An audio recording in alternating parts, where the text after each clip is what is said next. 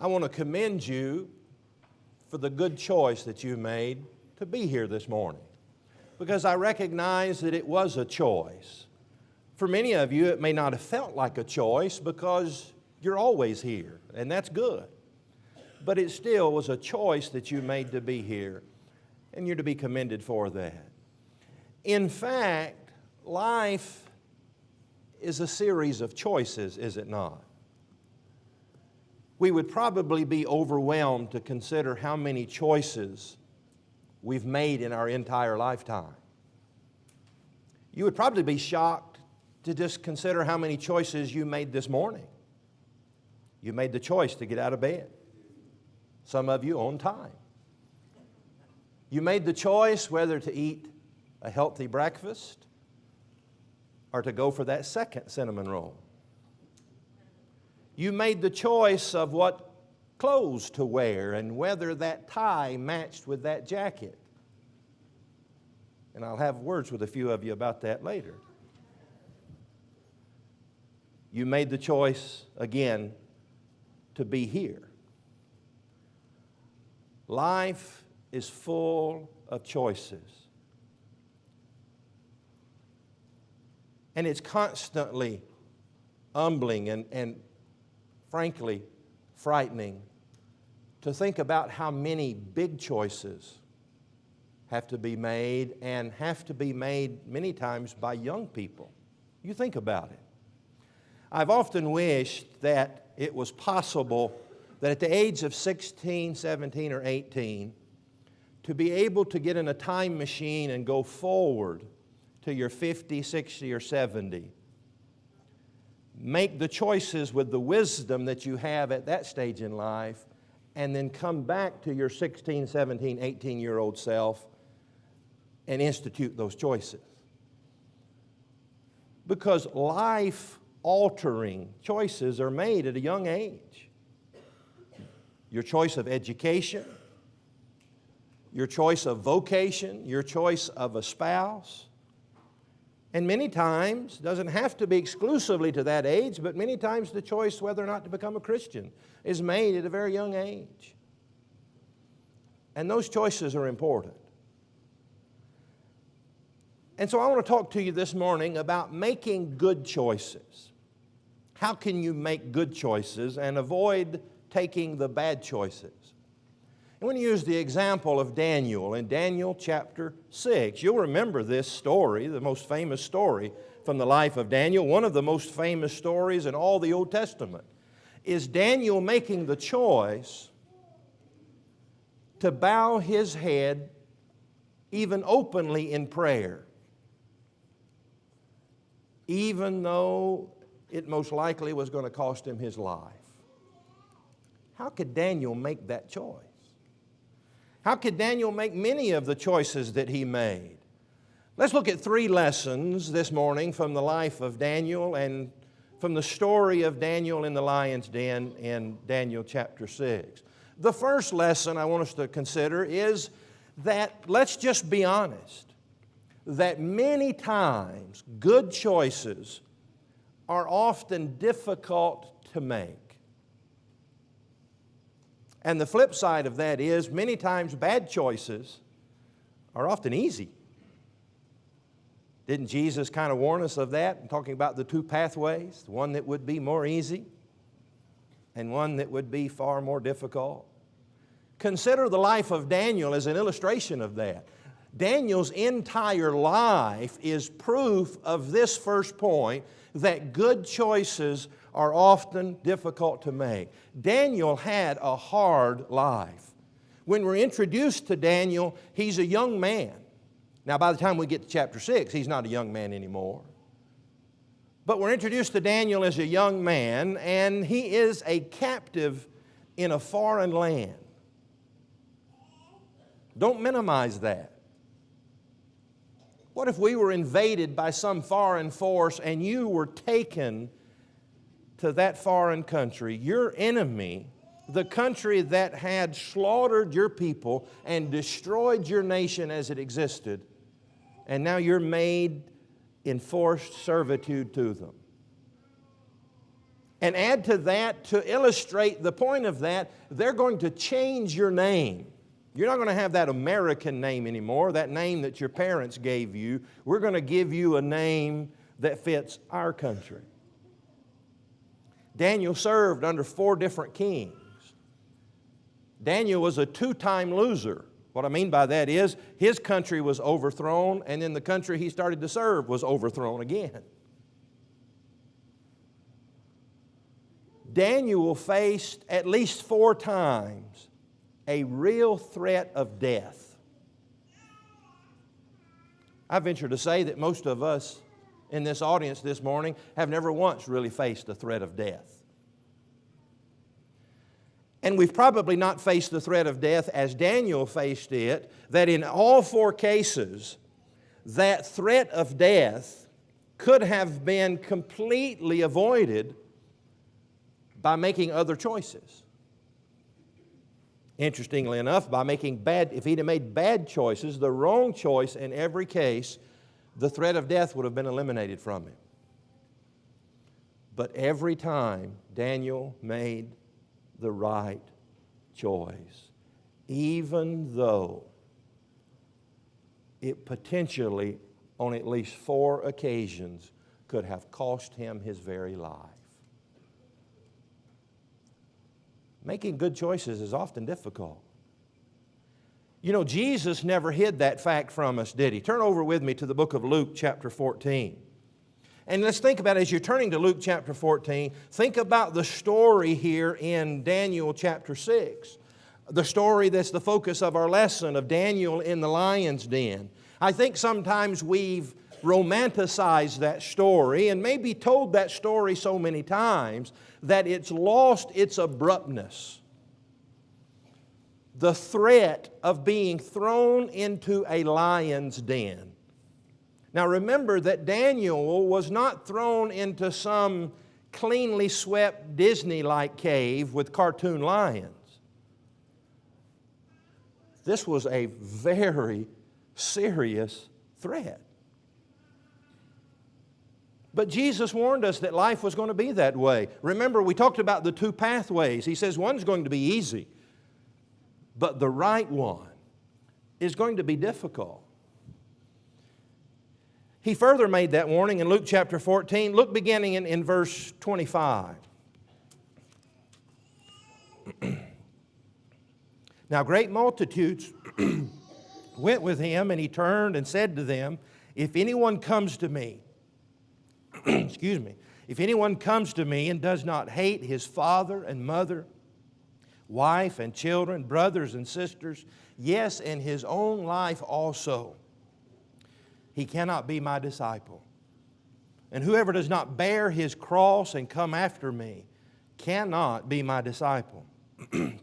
For which of you, intending to build a tower, does not sit down first and count the cost, whether he has enough to finish it, lest after he hath laid the foundation, is not able to finish, all who see it begin to mock him, saying, this man began to build and was not able to finish. Or what king, going to war against another king, does not sit down first and consider whether he's able with 10,000 to meet him who comes against him with 20,000?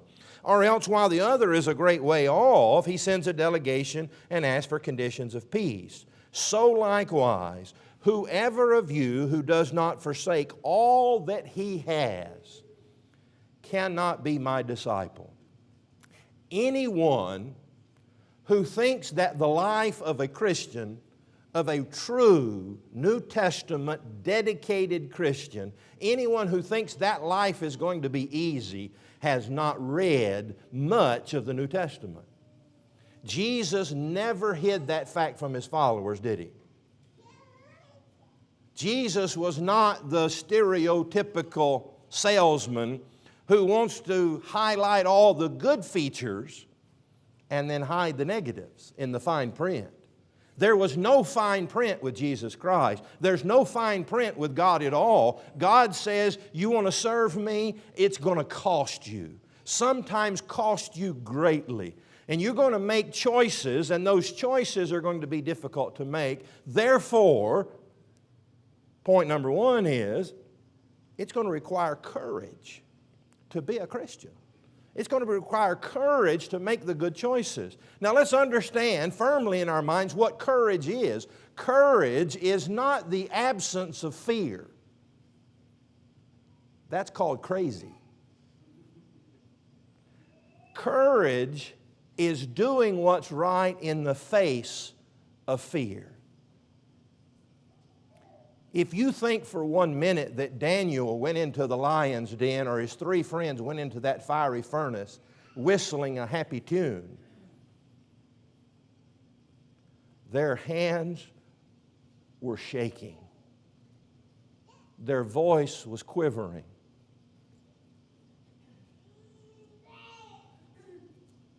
But they had the courage to do it anyway. If you want to be a Christian, it's going to be tough. It's going to take courage. But you know, that's really one of the good things. Because we need men and women of courage who will stand up for what is right, do what is right, no matter what. And so when you're tempted, whether it be at school or work,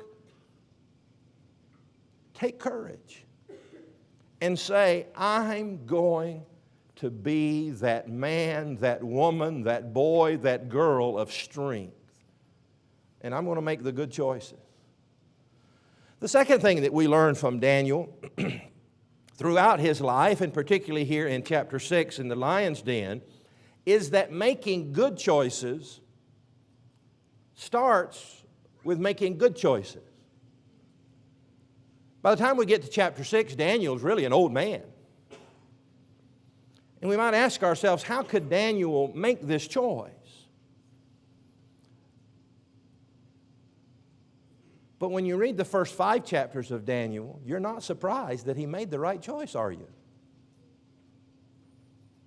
Because his life had been a life of good choices. His life had prepared him for this moment. When I was a kid, I used to, and I know this is going to surprise you, but I used to read books. But one book I remember, and maybe it was a series of books that we got from the book fair, is that you would read one chapter, and at the end of the chapter, you had to help the character in the story make a decision. And so if the character did this, you're supposed to turn to page 42 and keep reading. If the character did that, you change to page 32. End of that chapter, he made another choice. And so you could read that book, and depending upon what choices were made, you ended up with a different result. Think about Daniel. In chapter 6, making the right, courageous choice to serve God in the face of death. Would Daniel have made that choice in chapter 6 if in chapter 1 he had compromised and ate the king's food when it was not the right thing for him to do? Would Daniel have made that choice in chapter 6 if earlier he had, out of fear, not interpreted the dreams of the king that maybe would have cost his life?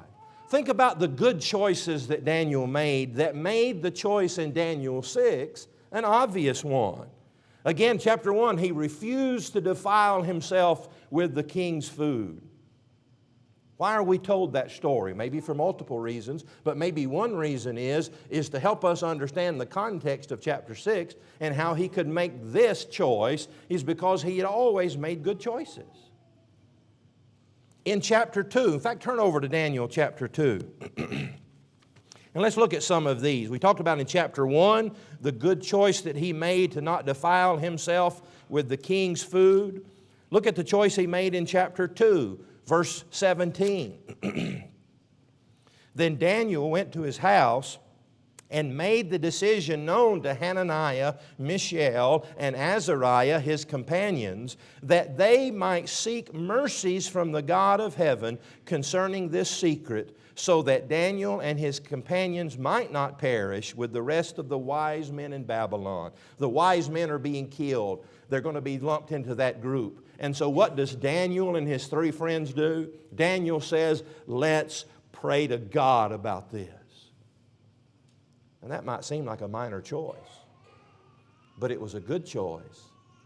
And it was a choice that created momentum for the more difficult choices. Do you remember Jesus taught this lesson in the New Testament? He says, if you're faithful over little, then I'll make you ruler over greater. What Jesus was saying is what Daniel illustrated, is that the big, tough, courageous choices can be made properly because we've made maybe what we would consider the smaller choices that would lead up to that. Stay in chapter 2, verse 19. Their prayer is answered. Then the secret was revealed. Daniel 2, verse 19 was revealed to Daniel in a night vision. So Daniel blessed the God of heaven. He asked God in prayer. He says, here's a crisis in our life. Let's pray about it. And when God answers the prayer, what does He do? He praises and blesses God. He made the choice to do that. Look over in chapter 3.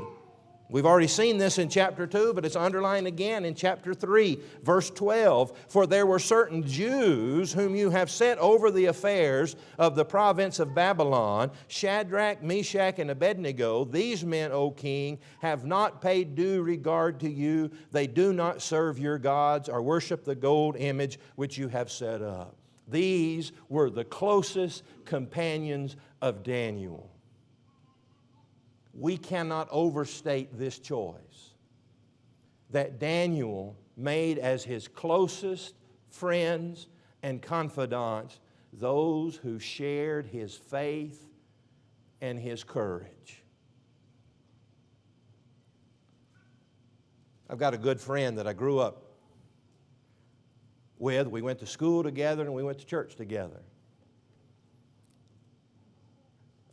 As far as I can tell, this friend's still a very, very strong, faithful Christian. But his brother's not. And I asked my friend one time, what's the difference?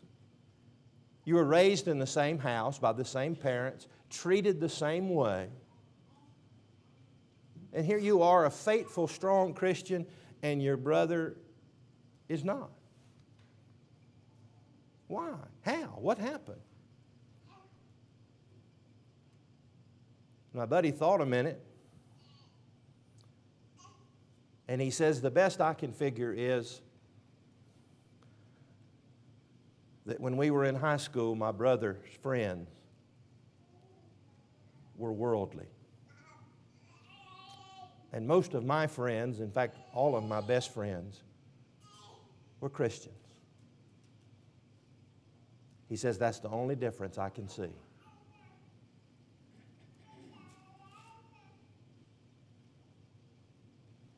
You see, choices prepare us for choices. Good choices, making good choices, creates a momentum that help you make greater good choices.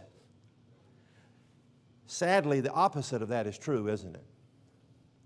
Making bad choices often creates a spiral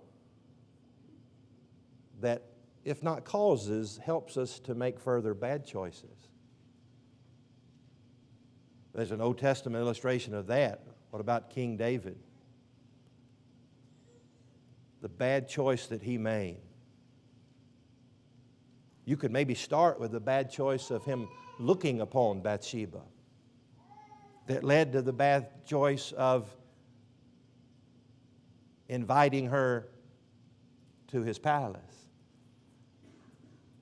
that led to another bad choice, that led to another bad choice, that ended up in the murder of an innocent man and most likely other soldiers on the battlefield that would have had to have died innocently. A choice that would wreck his life, his family. all because he started making some bad choices. But Daniel is there saying, there's going to come a day in your life where you're going to have to make a big decision that's going to alter the rest of your life. The old man, Daniel, in chapter 6, would tell the young man, Daniel, in chapter 1, start now. Start now making good choices, because you're going to need it one day. Another lesson that we learn from Daniel is that always good choices are found on the side of God. We commend Daniel for his courage, for his choices that he made in life that led to greater, bigger choices. But we commend Daniel because he chose God. We said that life is full of a lot of choices. Sometimes they're little choices, sometimes they're big choices. But the answer to those choices is predetermined by the biggest choice of all. Am I going to truly be a child of God? Are you still in the book of Daniel? Go to chapter 6. You know, sometimes you can tell a lot about a person by what their friends say about them, but you can really tell a lot about a person by what their enemies say about them. Notice what the enemies of Daniel recognized about Daniel.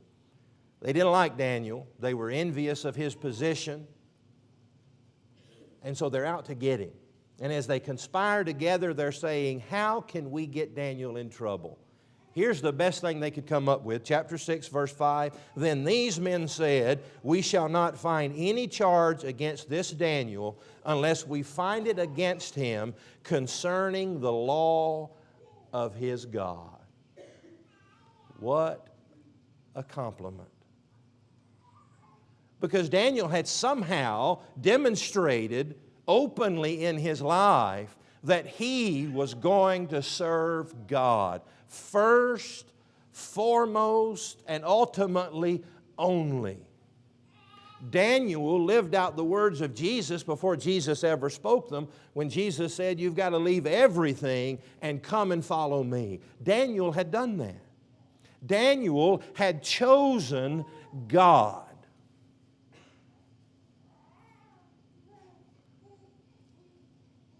It's an old saying from the bus company that said, leave the driving to us. There's another saying, you see it on bumper stickers a lot, that said, God is my co-pilot. Somebody else come up with a better saying that I liked, said, if God is your co-pilot, you're in the wrong seat. Because God really needs to be your pilot.